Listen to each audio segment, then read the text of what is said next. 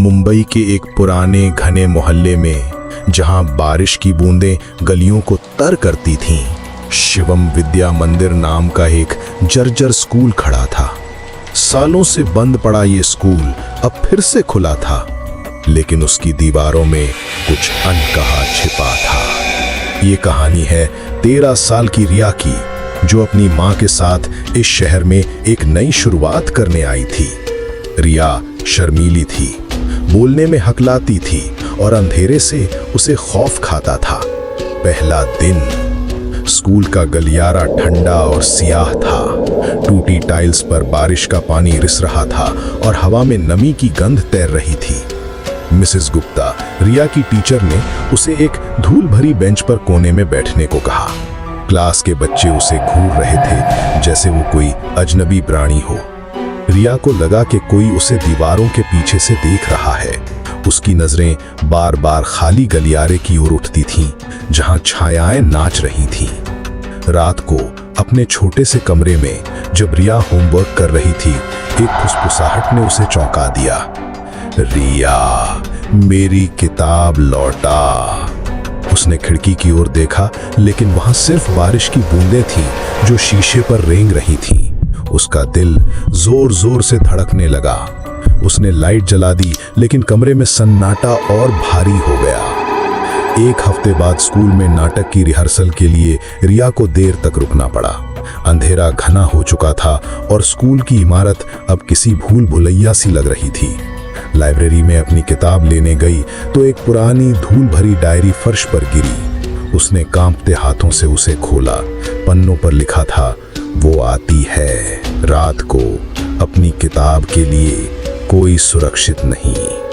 तभी एक ठंडी हवा चली और लाइब्रेरी की बत्तियां टिमटिमाने लगीं। रिया ने पीछे मुड़कर देखा। एक छोटी लड़की फटी हुई यूनिफॉर्म में टूटी किताब थामे खड़ी थी। उसकी आंखें खाली थीं, जैसे काले गड्ढे, और चेहरा पीला बेजान। मेरी किताब। उसकी आवाज हवा में घुली, जैसे कोई साए से बोल रहा हो।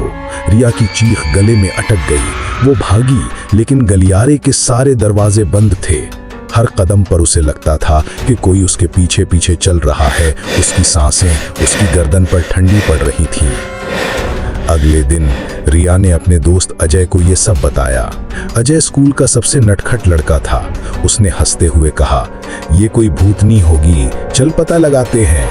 दोनों ने स्कूल के पुराने रिकॉर्ड रूम में सेंध लगाई।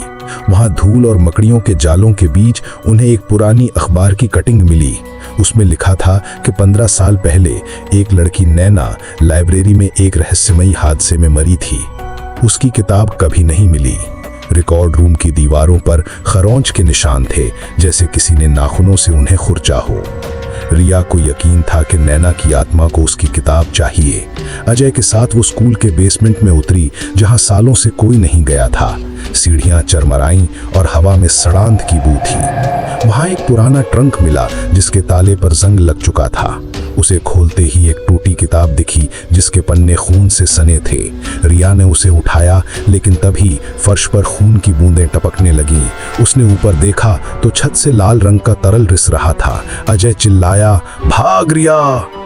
रिया ने हिम्मत जुटाई और नैना की किताब को स्कूल की लाइब्रेरी में उसकी पुरानी तस्वीर के सामने रखा। उसने कांपती आवाज में कहा, अब तुम्हें तुम्हारी किताब मिल गई, शांत हो जाओ।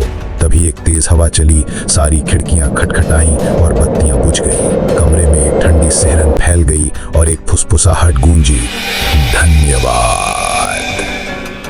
उस रात के बाद स्कूल में वो साया कभी नहीं दिखा, लेकिन रिया को आज भी लगता है कि जब वो अकेले गलियारों से गुजरती है तो कोई ठंडी सांस उसकी गर्दन को छूती है और कोई चुपके से उसका नाम पुकारता है।